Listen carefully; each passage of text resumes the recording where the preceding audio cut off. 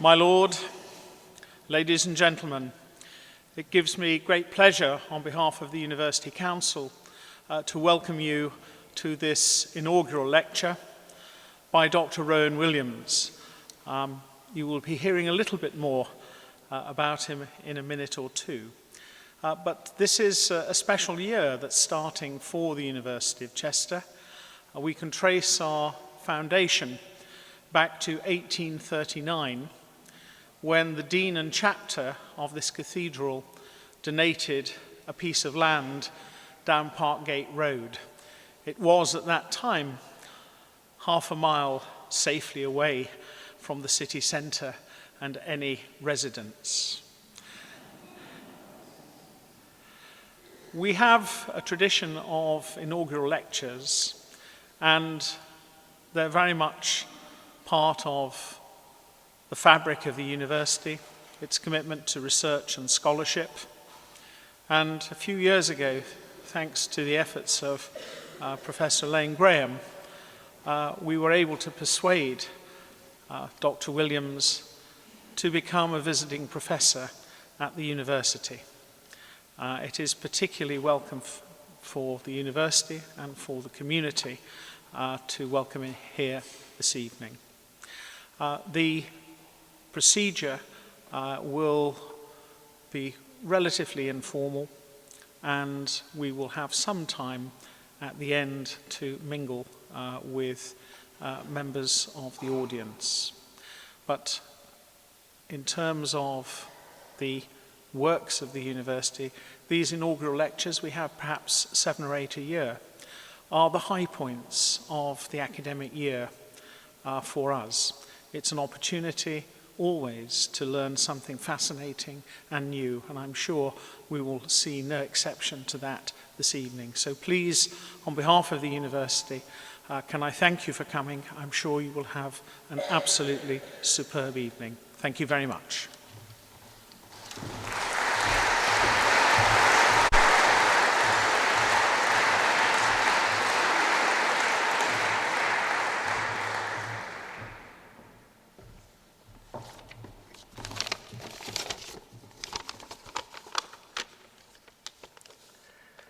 My name is Professor Rob Warner, Dean of Humanities. I will introduce Dr. Williams briefly.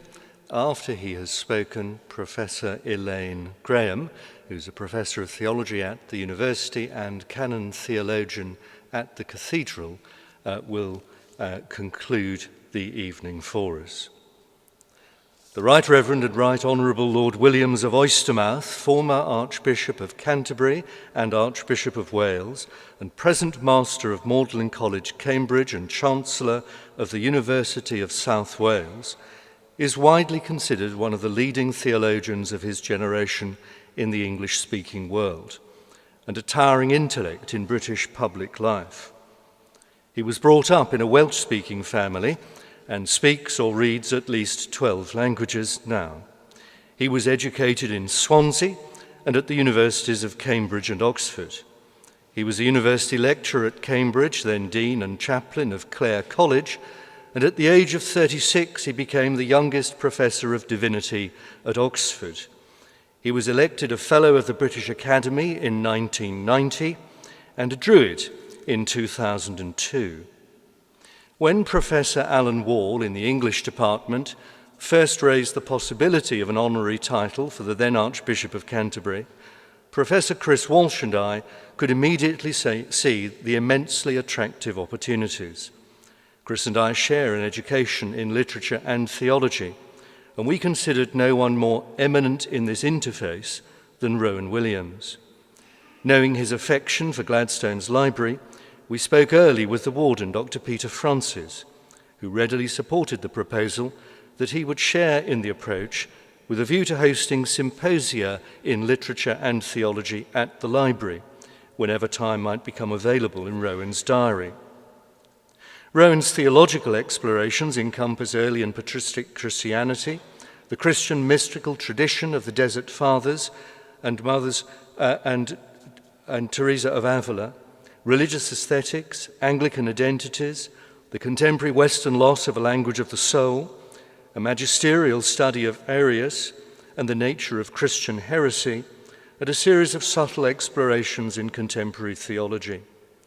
Rowan is also an esteemed poet. The poems of Rowan Williams, comprising his own poetry, together with translations of Welsh and German poets, was long listed for the Wales Book of the Year in 2004. His literary and theological study, Dostoevsky, Language, Faith and Fiction, met with critical acclaim. A.S. Byatt described him as an excellent literary critic, and A.N. Wilson wrote, "The Archbishop of Canterbury has written a book on Dostoevsky which illuminates the real operations of religion in human minds." Rowan has worked extensively for interfaith cooperation, notably with Muslims, Jews and Hindus. He has also worked for ecumenical convergence among Christian churches. He is patron of an ecumenical forum for Western and Orthodox Christians and was the first Anglican Archbishop of Canterbury to attend the funeral of a pope. He has spoken against nuclear weapons, the Iraq War, and the Western impulse to hasty military interventions in the Middle East. He has spoken against the scapegoating of Muslims after 9/11, has criticized Pakistan for failing to protect its Christian minority, and has regularly critiqued Western consumerism. He has condemned the victimization of gays and lesbians and has stated that gay sexual relationships can reflect the love of God. He supported the European initiative to provide votes for prisoners, notwithstanding parliamentary hostility. In a public debate, it proved impossible for Richard Dawkins to squeeze him into the new atheist's preconceived stereotype of the unthinking Christian. His robust moral convictions are articulated in a sophisticated and reflexive public theology that is not afraid, courteously and with subtle reasoning, to fly in the face of political and public opinion. A great thinker not afraid to voice his mind can leave consternation in his wake, not only among the cultured despisers of religion, but among those co-religionists who find it difficult to evolve their faith identity beyond received opinion. Rowan is an advocate for the highest level of international research, for the idea of the university as a centre of free intellectual inquiry and expansive cultural opportunities, for the importance of widening the availability of university education to all who can benefit from its transformative opportunities, and for the distinctive contribution of church-founded universities. In sum, Professor Lord Williams is a man of towering intellect, deep spirituality, and personal grace. It is a great privilege for the University of Chester to receive him this evening to give his inaugural lecture as a visiting professor of literature and theology. We look forward, facilitated by Professor Elaine Graham, to future lectures and research workshops with both postgraduate students and staff. It is my pleasure and honour to invite you to welcome Professor Rowan Williams this evening.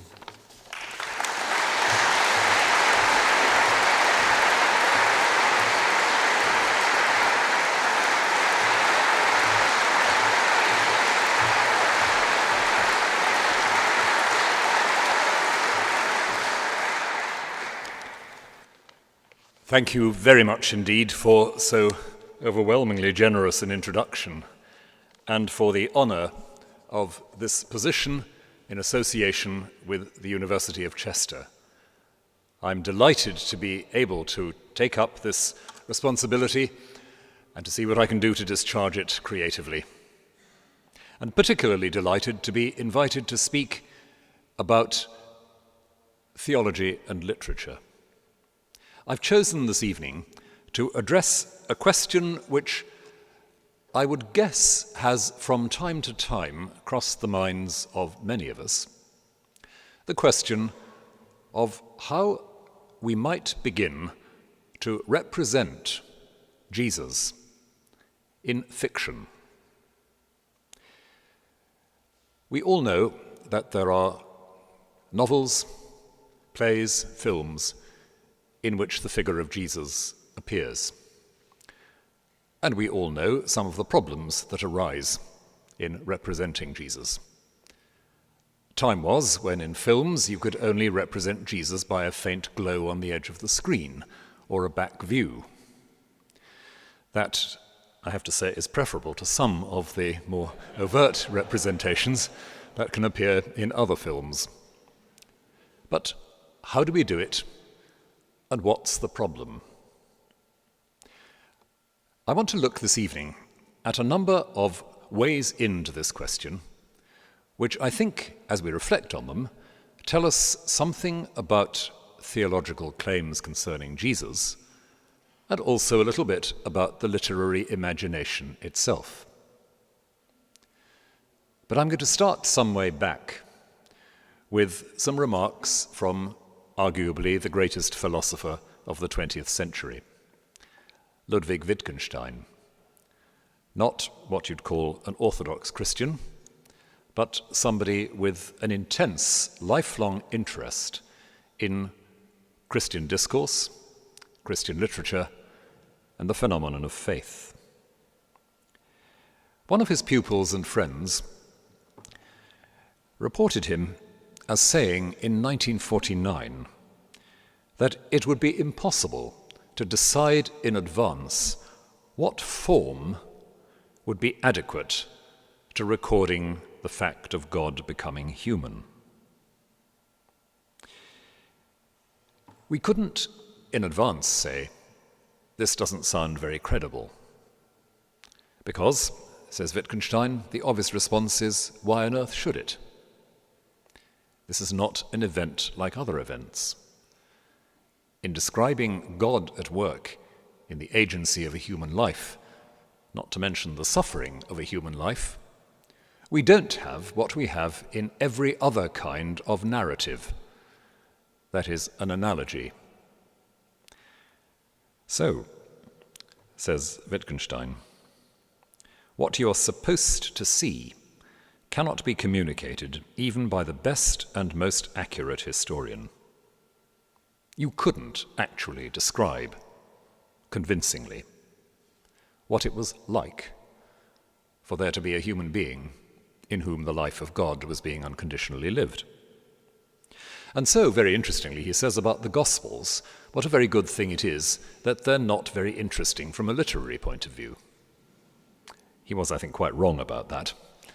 But the point he's making is, as he himself puts it, that a mediocre stage set can be better than a sophisticated one if you're watching a play. You don't want to be distracted from what is most importantly going on by the fact that, let's say, there are real birds singing in painted trees with real leaves on them in the background. You want, at the very least, something quite schematic, something very simple, against which what is most importantly being communicated can come through with absolute clarity.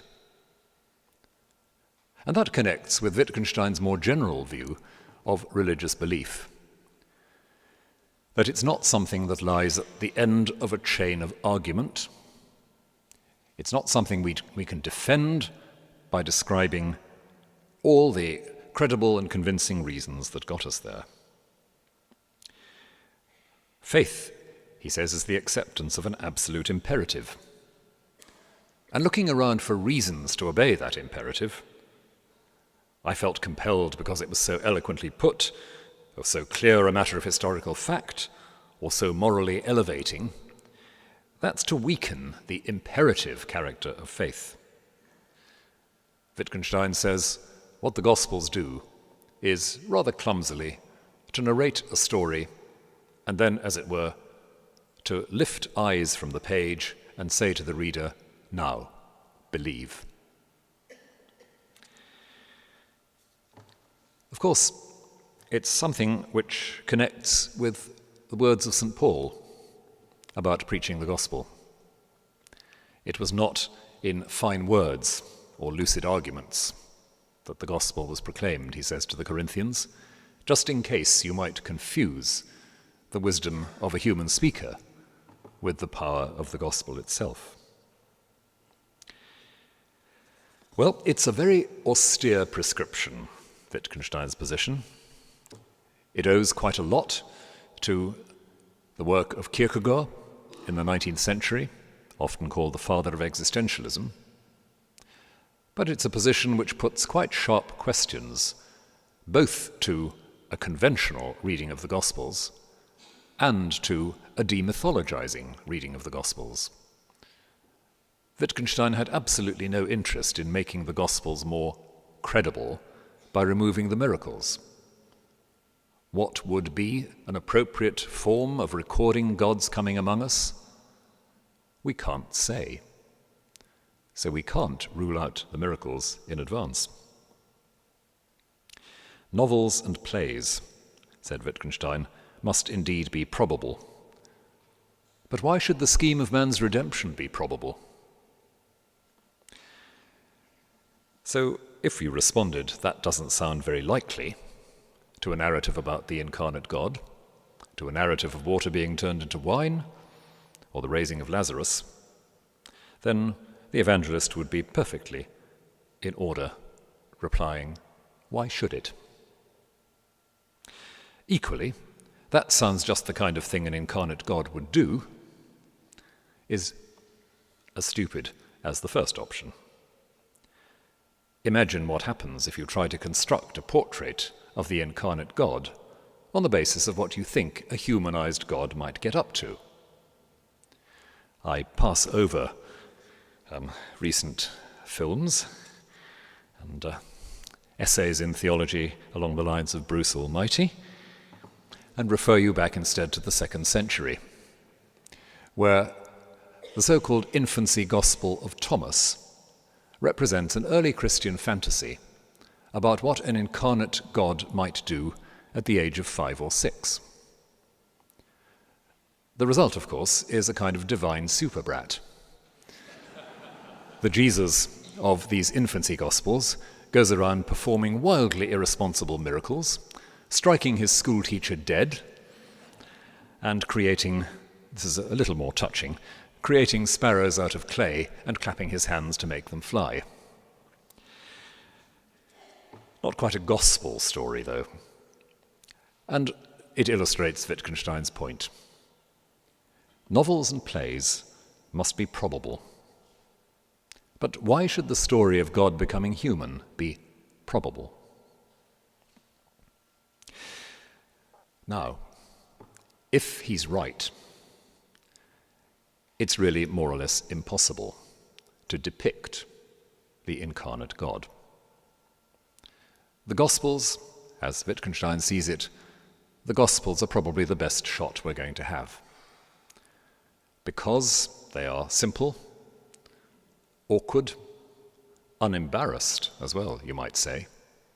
They don't distract from the heart of what's being communicated by being self-consciously convincing, literary, or elegant. And so you might conclude from all this that it was actually impossible to write fiction about Jesus on the basis of a theological conviction about him. Any such fiction, trying to make the story more convincing, more persuasive, even, God forbid, more human, that would be the product of some sort of refusal of faith. But is that all that can be said? It hasn't been taken for granted that we have to stop there, certainly not in the last 150 years or so. Because, of course, as soon as you've said that what we're talking about is the embodiment of God in a human identity, there has to be some point of contact, some way of telling this as the story of a human psyche that we can recognize as such. Jesus, we're told by St. Luke, increased in wisdom and stature. Jesus learned things. And, as the writer to the Hebrews says, he was tempted in all points as we are, though without sin. Jesus learned things, and he asked himself questions. Grant that, and it's almost unavoidable that both the theological and the imaginative mind should at some point begin to pace uneasily and curiously around that area. And perhaps it's not wholly impossible to construct something that would give us some grasp of what the subject matter truly was. And a point that's not always been noticed about this is, strangely, that it's very like the controversy that tore the Eastern Church apart in the 8th century about whether Christ could be represented pictorially. In that great controversy about the use of icons, of holy images in the Eastern Church, some people said, if you try to depict Jesus, either you depict his humanity, in which case you don't say the half of it, or you try to depict his divinity, which is blasphemous and impossible. So you can't have pictures of Jesus. The response eventually of the majority in the Eastern Church was to say, that's all very well, but the point is that this was always a humanity shot through with the divine, a humanity which declares, if you see me, you see the divine.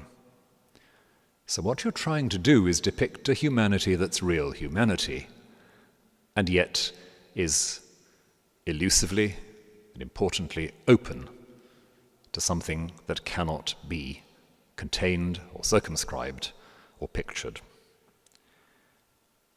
And so there is something in the history of Christian reflection which might suggest that Wittgenstein, for all the passionate and I think very fruitful intensity of his devotion to the Jesus of the Gospels, might not have said the last word. But how have people done it? In good sermonic fashion, I want to look at 3 categories of possible approach with some examples. I hope this is where it might get a little bit more interesting after a philosophical introduction which has possibly already made people look at their watches. I'm going to suggest that there are 3 ways in which we start thinking about this, which prod us towards very different theological questions. And the first is a very paradoxical way. All right, says this kind of writer, we can't depict Jesus. What we can depict is people who are almost like Jesus, but not quite. And the not quite will tell you how to make the transition from this story to some kind of faith. And the greatest example of this is Dostoevsky's novel, The Idiot.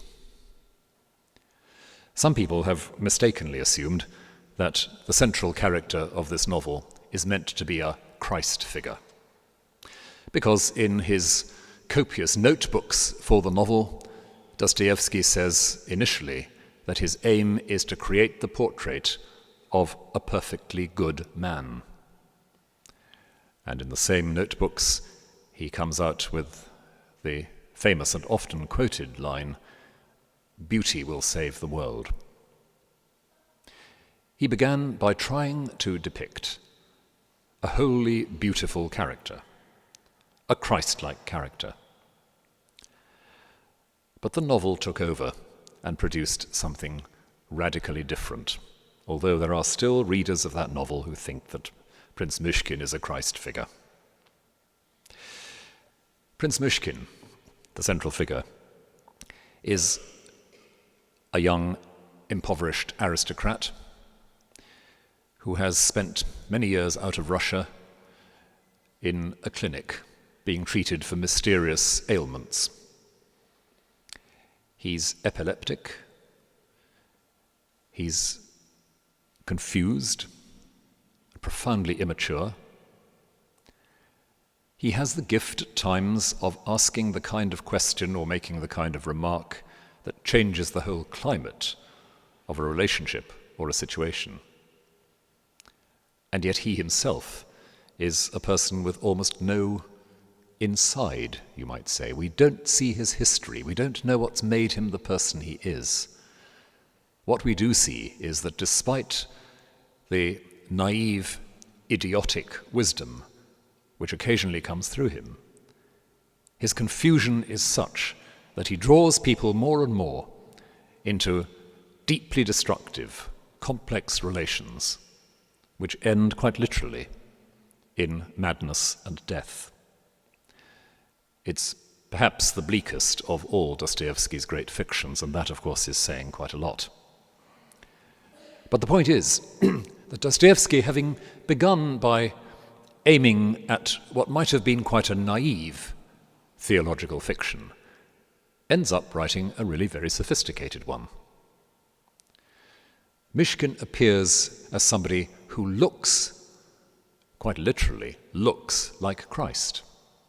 We're treated early on to a description of this youthful figure with a short, fair beard and long hair parted in the middle.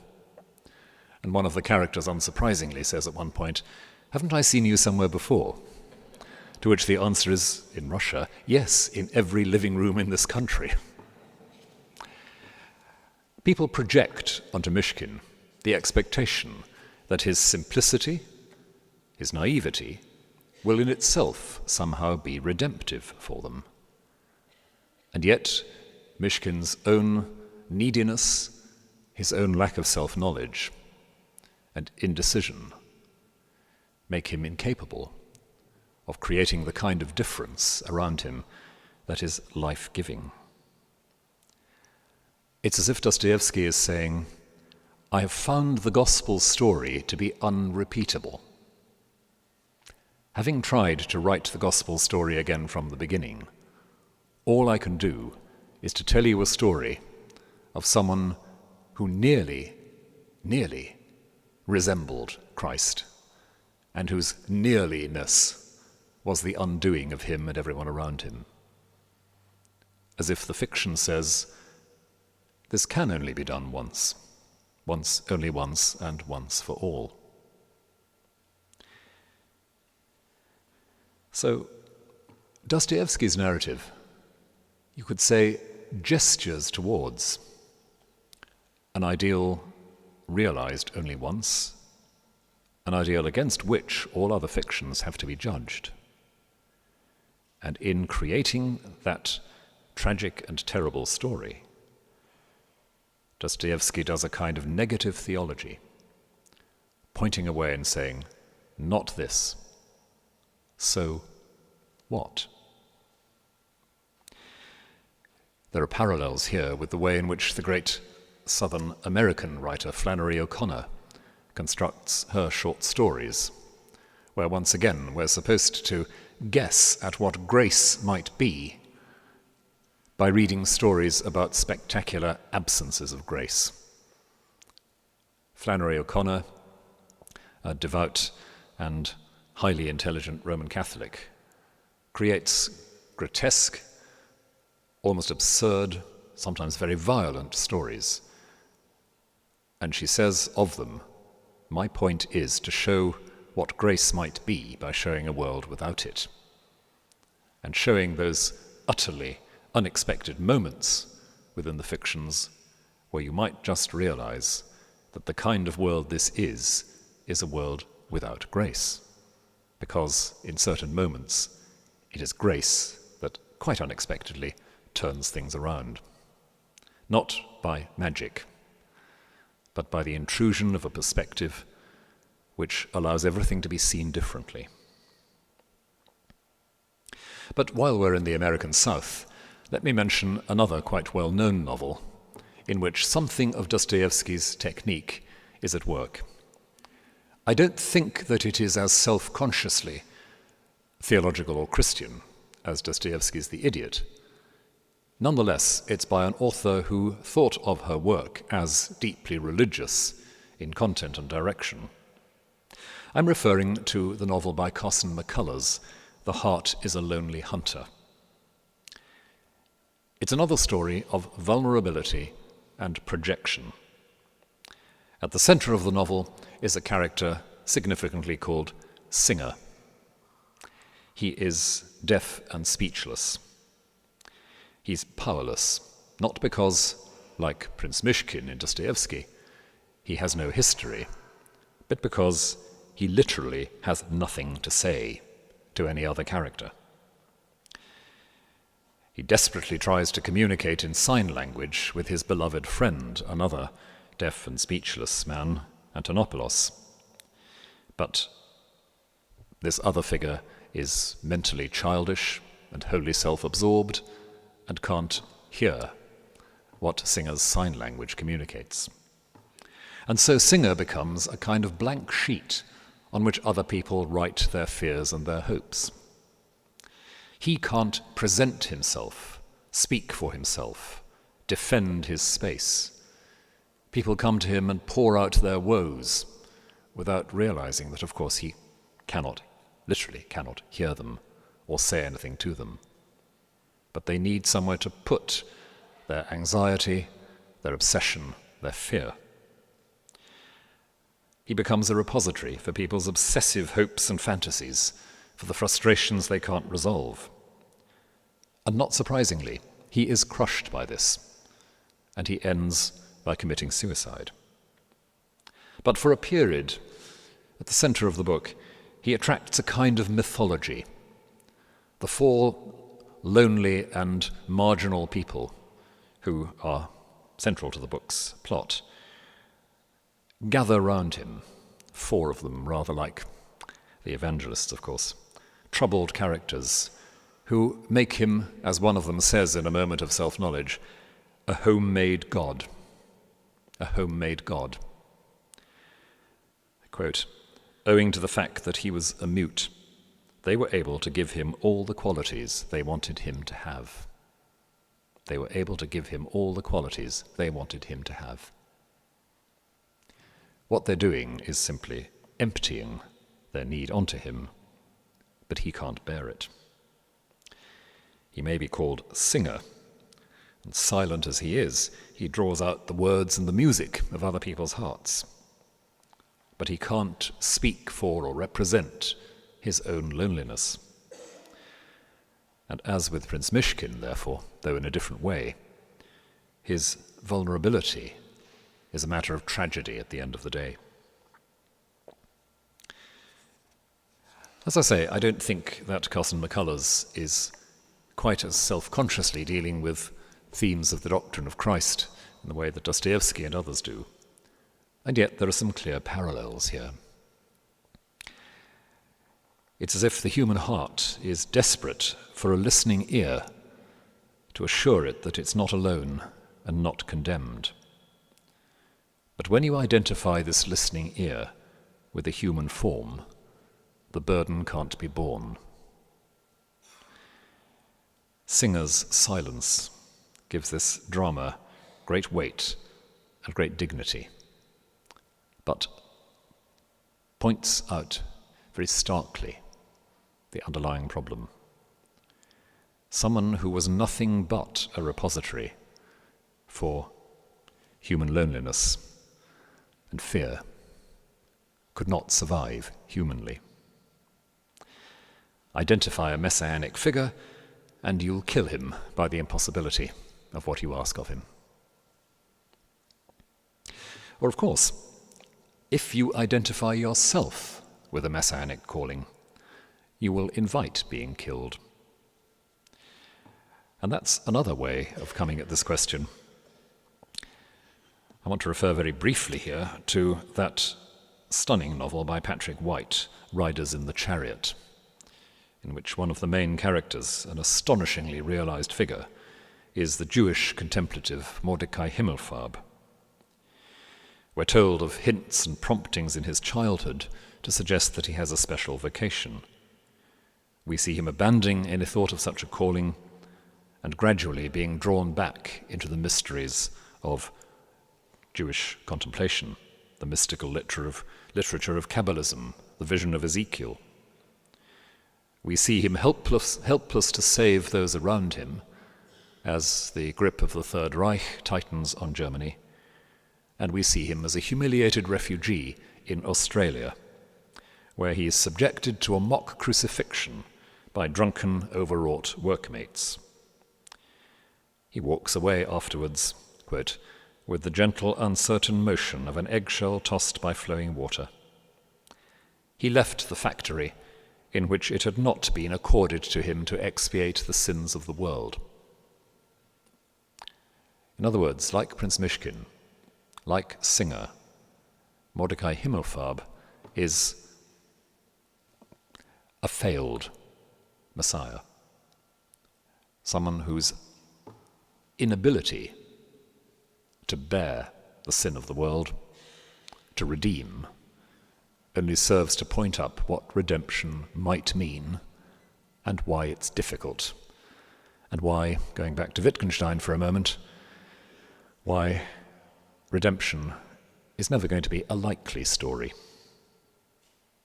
There's a great deal more that could be said about Patrick White's novel, about the other figures that cluster around Himmelfarb, about the possibility hinted at the end that he has attained some kind of reconciliation at some level. There's a moment of union with divine presence. But how we make sense of that or how we share it is not spelled out.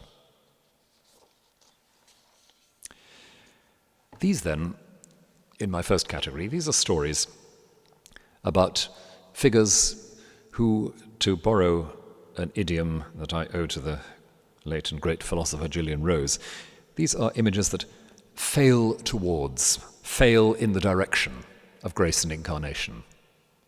Intimate what grace might mean or what incarnation might mean by telling stories of how they nearly but not quite happen. And so take us back to this question: is the story unrepeatable? Is the story tellable? To turn then to my second category, a little bit more briefly. This is not quite light relief, but rather less intense in focus than the fictions I've been looking at. There is a kind of narrative which seeks, explicitly or not, to show that it's impossible to write a theologically charged depiction of Jesus by the simple expedient of telling another kind of story, a convincing, untheological or anti-theological portrait. Subversive fictions about Jesus, the true story about Jesus, by which I do not refer to the Da Vinci Code or any of that subgenre of what I refuse in this instance to call literature, but some rather more serious enterprises which set out to tell the story of Jesus with sophistication and self-consciousness and edge in the form of what I've called an anti-theology. And I'll point to two such books. One is King Jesus by Robert Graves. The other is Nikos Kazantzakis' The Last Temptation, notorious because of the film that was made of it some decades ago. Robert Graves' King Jesus is a quite astonishing book which applies Graves' massive and rather chaotic learning to first century Palestine to suggest a radical alternative portrayal of the events at the root of the New Testament. This Jesus is literally the King of the Jews. He is the lost heir to the throne of Judea. He is King Herod's grandson. Don't ask me to explain the plot complications which allow this to happen, but just believe it.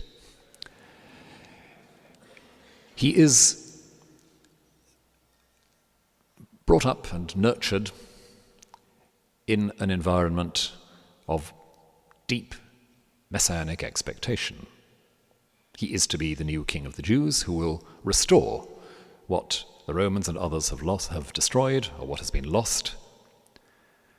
But shadowing all this is the hidden history of Israel, which nobody is quite prepared to confront. The fact that Israel has turned its back on the mother goddess. Robert Graves, of course, wrote his great work, The White Goddess, to explain the universality of the mother goddess and the mother goddess's priority to any patriarchal god. Israel turns its back on the mother and on the female. Jesus decides that his kingship will be an act of sustained refusal of anything that smacks of the mother and the female. And so he preaches a strongly and uncompromisingly ascetical message. But in so doing, of course, and this is Graves' own mythology, he awakes, so to speak, the slumbering wrath of the mother goddess. He fails dramatically in his efforts, and in the crowning irony of his story, he ends suffering the ancient form of sacrificial death that was designed for the goddess's human consort, crucifixion.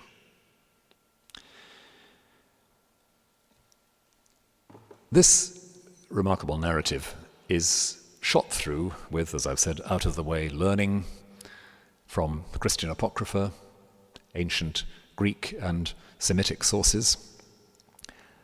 No serious scholar of the history of religions would, I think, give any of it the time of day. And yet the book has immense imaginative power.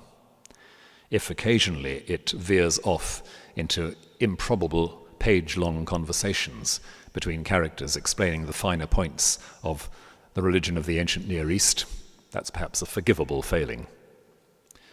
But as Graves himself said, the figure at the heart of it, the figure of Jesus represented, is no trivial character. There is a tragic greatness to this figure.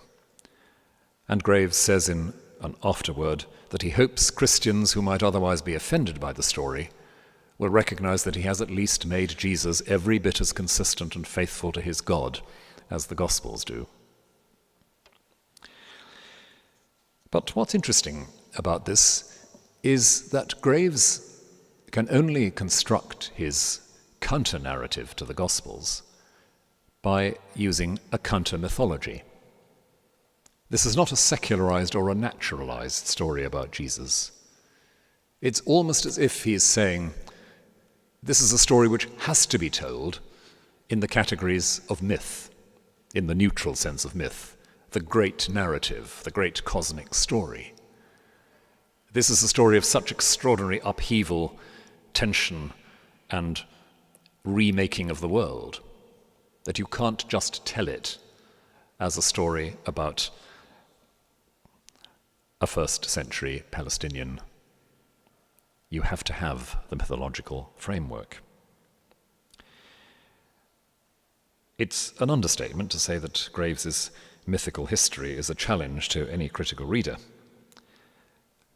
And yet, probably the most useful conclusion we can come to from a reading of King Jesus is that a counter-narrative to the canonical story is going to need a counter-theology, not a secularized one. And that is just as true of my second example in the second category, which is Kazantzakis' Last Temptation. Confession. I think that Kazantzakis' Last Temptation is, in many important respects, a perfectly dreadful novel. It's immensely long, it's almost unreadably turgid, it's hugely ambitious, and the ambition succeeds on average only once about every 100 pages. But it's not trivial, and not easily set aside for all that. It's a fiction on the heroic scale. It's turbulent and feverish. Extreme events happen all the time. Every chapter seems to have a flood, a sandstorm, a thunderstorm, an emotional storm, wildly dramatic hallucinations. They're all there. And that makes the notorious penultimate episode all the more remarkable. As some of you may remember, the episode in question imagines Jesus on the cross, fantasizing an alternative future in which he had escaped the cross or been miraculously rescued and had settled down with Mary and Martha in Bethany and become the patriarch of a large family. And when his former disciples appear in this fantasy to reproach him for his betrayal, he acknowledges eventually that he has indeed surrendered his integrity. And in that moment of the dream sequence, he comes back with a jolt to the nightmare present reality of the cross. But he dies in the glad recognition that he has not been unfaithful, that he's not sacrificed his integrity. His final words are, "It is finished." And, says Kazantzakis, it was as though he had said, "Everything has begun." But this again is a Jesus who is enmeshed in myth, in this case Kazantzakis' own mythology, a mythology in which there is a constant devouring war between flesh and spirit, a war in which Jesus himself acts out the fundamental human struggle between flesh and spirit. Flesh meaning not only sex, but also domesticity, society and law. Spirit meaning absolute freedom, the pure integrity which is all that is left to Jesus dying on the cross. This Jesus is a deeply disturbed figure. Epileptic, as Robert Graves' Jesus seems to be, if one episode is to be read in a particular way. Epileptic, anxious, tortured, constantly experiencing God as a vulture clawing at his scalp and flapping its great wings around his shoulders. Kazantzakis does not pass up a vivid and grotesque image when he can use one. And so, gradually, this Jesus is forced into the public eye as a charismatic teacher and healer, initially proclaiming the infinite, indiscriminate love of God. But then the message darkens as it is rejected, and Jesus becomes more at risk. He speaks of judgment on those around him. And as in King Jesus, Judas is presented as the disciple most intimate with Jesus, the one entrusted with the task of delivering him to death. People remember the book mostly because of that final hallucination, the last temptation, and that's rather unhelpful, because there's a great deal more to the book than that. But my point is simply that once again, we're looking at not a secular or rationalized version of the story. We're looking at a fiction which works in large mythological terms, as if this is a story that can only be told against a cosmic backdrop. So that's my second category. Fictions which try to subvert the orthodox narrative, but do so not by providing a rational human story, but providing another kind of mythology. But in my third and final section, I want to look at one or two fictions which are much harder to categorize on this sort of map, but which are an attempt, as I read them, to express in narrative just that duality of the human and the divine that the controversy about icons, which I mentioned earlier, might illustrate. And I pick up here three novels, very, very different in kind. The first is another Russian novel, Mikhail Bulgakov's The Master and Margarita, which some people reckon to be the finest European novel of the 20th century, and I'm among them. It's a story about Moscow in the 1930s, Stalin's Moscow. Into Stalin's Moscow comes the devil, a comic carnival figure who upsets everything, who confuses everything, who brings anarchy with him all around, an almost irresistibly attractive figure in his way, in the context of Stalin's Moscow. But among the many encounters which the devil undertakes in Moscow is a series of interactions with the master of the title, a novelist struggling to write secretly because he doesn't have the courage to publish in the nightmare world of Moscow. Among the things that the master is working at is a novel about Holy Week. And that narrative about Pilate meeting Jesus, meeting Yeshua HaNotzri, as he's called scrupulously in the narrative, that is a narrative which is told in some chapters by the master, by the novelist, in one chapter by the devil himself, in other contexts, in dreams or fictions by various characters, as if at the heart of this extraordinary, grotesque novel about Stalinist Russia, there's one story in the light of which other events mysteriously make sense. And yet it's a story in which the figure of Jesus is initially unimpressive. The confused and nervous and rather inarticulate Jesus, who is pushed into the presence of Pilate by the guards, is not an obvious candidate for messiahship. Yet it is this figure who speaks to Pilate words which suggest to Pilate that he and he alone knows what it's like to be another person. Knows what it's like to be another person. This is an unprotectedness, a vulnerability, which is rather different from that we meet in Mishkin or Singer. This is someone who has, you might say, an empathetic capacity, which is intelligent, not simply passive. But the most curious thing in some ways about the novel is that at the very end, and I won't begin to attempt to summarize the plot, but at the very end, where people's eternal destinies are being sorted out, it turns out to be the inarticulate victim in the court, Yeshua HaNotzri, who is making the decisions. The extremely grumpy figure of the evangelist Matthew appears as the envoy of Yeshua at the end. He is the one who carries the messages to the devil and other characters about what's going to happen to people. And he's the one who negotiates with Margarita, the novelist's mistress, and with the devil for the release of Pontius Pilate from his solitude. And in one of the most moving episodes in the book, Pilate is depicted sitting on a high alpine peak, as legend in the Middle Ages depicted him, waiting to resume the conversation with Yeshua, which was interrupted by the crucifixion. And eventually, the word comes to him.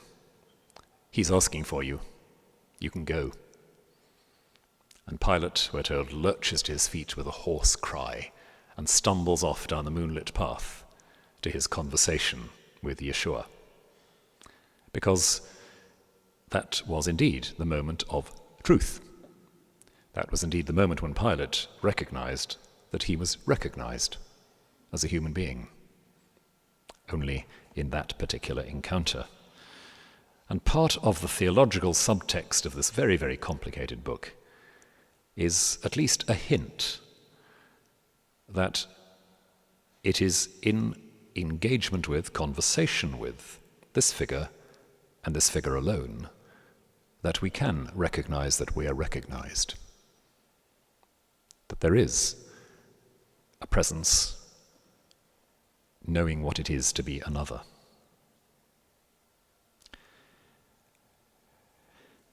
Yeshua is, you could say, a marginal figure in the book. And yet, as the narrative unfolds, he becomes central. And something similar is going on in another wildly different fiction, not set in biblical times at all. It's a novel by H.F.M. Prescott about 16th century England and the Reformation, a book called The Man on a Donkey. As the Reformation begins to unsettle life in North Yorkshire in the 1530s, it affects particularly strongly a rather lazy and self-satisfied little convent in Marwick. and many of the events occur around Marwick Priory. One day, a vagrant labourer turns up in Marwick Priory. The prioress looks out of her window and feels strangely and strongly moved against him as she watches him exchanging a few casual words with the other workers, telling stories with them. She watches him go out under the gateway of the priory and thinks that it's almost as if the gate has to lift up its head as he goes through. He walks down the village street. He stops to chat with the village prostitute. The half-witted serving woman at the monastery rushes out after him with the priest's bastard child at her side, and they follow him up the hill, and he leaves them at the top of the hill. And Mally, the serving wench, and Wat, the little boy, sit there, unable to believe that that thing which man could never of himself have thought was true as daylight. Here was God in man, here all in a point. As the man goes up and out of sight under the great branches that bowed and swung, Mally and Wat understand inarticulately that they have seen humanity in the hands of God. After this, word gets around that Mally has seen a vision, and everybody wants to know about it, and everybody wants to own it. Everybody wants Mally to say that God has told her what the right answer is to the problems of the Reformation. And all the major characters in the book come to ask her, and she can't say anything about it. She comes out with cryptic, frightening statements. There was a great wind of light blowing and sore pain. But what she has seen, the presence of the man in the middle of the tormenting events of the era, that can't be reduced to a formula. The representation is simply that he was there. Wittgenstein, one feels, would have approved, and so would Kierkegaard. We're not told anything about what's really going on. We suddenly see in this one episode a human figure appearing unmistakably humanly and having the effect of opening up a new perception of the human and the divine alike.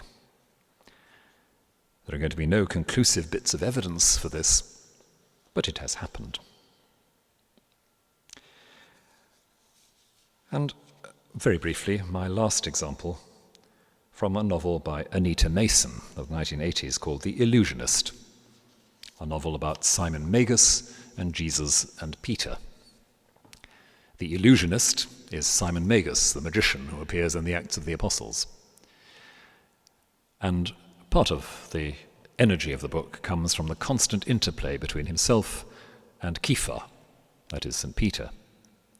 Simon, a magician, an exploiter, a controller, someone who by magic seeks to bend the world to his will, is set up against Kepha, who remembers, not very articulately and successfully, the man he spent 3 years with, Joshua, who had told him that he had the key.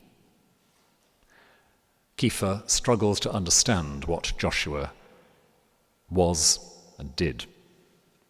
He doesn't know what to make of it. He can't understand the key that he's been given. And it seems to be that the key lies in Joshua's own words to Kepha, when Kepha confesses his faith. You are the one who is to come. And Joshua replies, you have said something that should never be said.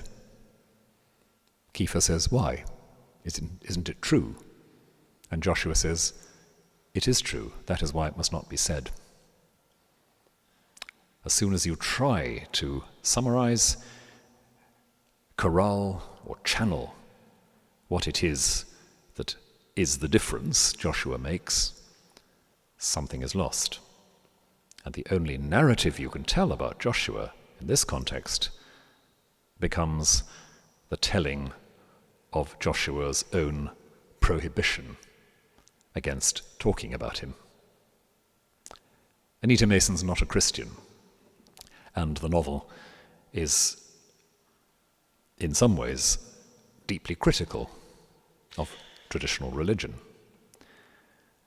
And yet, the portrayal of this figure, of Joshua, does seem to me once again to be irresistibly theological in some way. It pushes us back towards that fundamental question: how do you represent a humanity in which there is God? And whether for Bulgakov, or for Prescott, or for Anita Mason, the answer seems to be, and this is where we come back again to Wittgenstein, not by portraying what you would imagine the divine Saviour to be like, but by portraying the elusive, parabolic, challenging effect of a figure seen almost round the corner. Try to talk about this direct, face on, and it will evaporate in front of you. Talk about the level, the character of the change or the question, and something else may happen. What that something else is would be very different for those three writers. Bulgakov's religion is extremely obscure. Hilda Prescott was a devout practicing Anglican. Anita Mason's an agnostic. So what they want their Jesuses to tell us will be different. But what fascinates me is that all of them in their different ways want their Jesus to tell us not to try to talk about him as if he were an object satisfying our fantasies, as if he were a solution to our problems, but to talk about him only in terms of the depth of the unsettlement that he creates in us. For Hilda Prescott, that might very well lead you to 8 o'clock BCP Holy Communion. For Anita Mason, to agnosticism. But then we never said this was going to be an entirely straightforward exercise, thinking about how we represent God in human form. And in conclusion, I think, these examples, and there could be many others, of fictional representations of Jesus, point up why Wittgenstein's question is such an interesting one. How do we talk narratively about Jesus? Not in the form of biography, romance, novel in the broadest sense. If we're going to write novels, they're going to be rather eccentric ones, like all the ones I've mentioned. And that may very well take us back precisely to that basic theological point. It's rather like the controversy about icons. In depicting a humanity that is shot through with unconditional divine activity, you don't seek to paint a portrait of a man who looks very like God. You don't seek to turn up the emotional register so that the melting eyes and the beautiful countenance and the eloquent words persuade you that this is so good it might be God. Lloyd C. Douglas in The Robe and the Big Fisherman. Instead, what you have to do is, rather as Wittgenstein suggested, look at what a narrative might be, how a narrative might feel, which tells its story and then says, believe. As with the visual icon, it's important that we're not able to get behind the narrated image. It's just there. And the strange thing is that although very few of the writers I've talked about would have wanted to think of themselves, or could possibly have begun to think of themselves, as defending, let's say, the Christological definition of the Council of Chalcedon, the odd thing is that by the time you've finished looking at these writers, you begin to see something of the scope of what the Council of Chalcedon was trying to define in its definition. What is it to speak of that which is unequivocally human and unequivocally something other? If there are no wholly successful fictional answers to that, then after all there are no wholly successful theological ones either. But the confession of faith in Christ, theologically speaking, is not, after all, the final construction of an exhaustive explanatory framework that tells us why it's perfectly sensible to believe that Jesus of Nazareth was the embodiment of the second person of the Trinity. It is rather that the world we inhabit, the prayers we find ourselves able to pray, the relationships we find ourselves able to live our way into, raise what is conceptually an outrageous question, and arguably even an outrageous imperative. Here is the narrative. Believe. Thank you.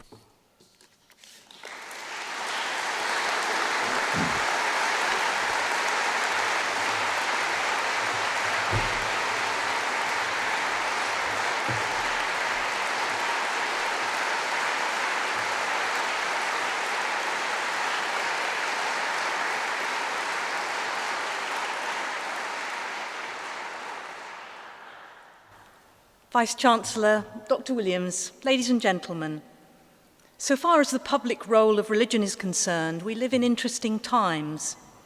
A generation ago, certainly in the West, all reasonable opinions seemed to agree that religion was dissolving to the margins of society. How mistaken that view now seems to be, whether we think of the emergence of global political movements whose radical edge is shaped by religious revival, or even in the UK of the extent to which religion still prompts heated controversy in education, science, or politics. It's clear that things of faith and talk of God are far from extinct. And yet this new visibility of religion draws much of its controversial quality from the fact that its re-emergence has not gone unchallenged. There's still a significant minority of people who would argue that religion is an illegitimate basis for public morality or civilized society. It has no place in a scientific, progressive society. It represents a toxic brand. And yet, religion continues to mobilize and motivate millions, even when the continuing interest in faith perhaps tends more towards a personal, disaffiliated spirituality rather than any kind of return to a mainstream religious orthodoxy. The kind of religious faith that is emerging at the beginning of the 21st century and which dominates the public imagination is very different from anything that's gone before.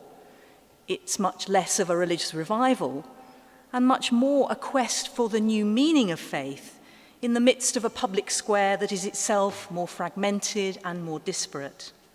It's a context in which the contribution of religion to the well-being of communities is welcomed by some, but at the same time, the very legitimacy of faith to speak or contribute at all is contested as vigorously as ever by others. As the philosopher Terry Eagleton has put it in his recent book, Culture and the Death of God, the world is divided between those who believe too much and those who believe too little. So what are the prospects for those who might try to mediate between these two poles and seek a degree of rapprochement between these very different voices? Clearly, conventional religious institutions, such as churches, and even university departments of theology and religious studies, face a huge challenge. No longer are they speaking into a common frame of reference in which scriptural or moral allusions fall comfortably on waiting ears. Rather, in a context where people's familiarity with any kind of organized religion is ever more tenuous, we need to find a new language and new avenues. In his lecture this evening, Dr. Williams has suggested one such possibility, which is to see the arts and fiction as an increasingly important space in which vital questions of truth, meaning, and value are worked out. But as he's indicated, we are not just exploring questions of humanity, but deeply theological questions as well. How do we represent the mystery of the incarnation? And it's interesting perhaps to reflect on the way in which the grounds on which these profound issues are changing. It's not that people aren't serious about these things, but they debate them very differently, and their reference points have shifted away perhaps from doctrine and belief towards narrative and imagination. And as we've heard, this is nowhere more true than in contemporary representations of Jesus himself. Is he a figure onto whom we project our own hubris and flawed humanity? Is he one in whom the conventional mythologies are subverted for new counter-narratives? Is he one in whom we are invited to explore the very limits of our own humanity and to contemplate the mystery of the Word made flesh? In his lecture, Dr. Williams has offered us a superb case study into some of the ways in which religious wisdom can engage again with the popular, secular, or even post-secular imagination. The arts, literature, music, film, and popular culture can be, in the words of another writer, diagnostic spaces where questions of truth, beauty, and goodness are encountered. But that has to be a shared space in which no one claims supremacy, in order that those of all kinds of faith and none can explore together the things that touch and concern us all. And in his illustrations, Dr. Williams has shown us how those different faith perspectives and skepticism and agnosticism too will undertake that work of exposition. As he's reminded us then, it's the world of the imagination, the stories we tell one another, that serves to facilitate the conversations about the things that matter, that enable us to read the signs of the times together, that point us towards the deepest questions of what it means to be human, as well as those of what it means to talk about God. In a recent interview with the Tablet newspaper, Dr. Williams talked about his sometimes troubled relationship with the media. And he said this: "Misinformation goes faster than the truth can. You have to resign yourself to be misunderstood and live with that." Well, no risk of that this evening. And Dr. Williams, you've had a very attentive and very appreciative audience here for your inaugural lecture at the University of Chester. So for the time being, and for your words this evening, and in anticipation of things to come, let us express that same appreciation together.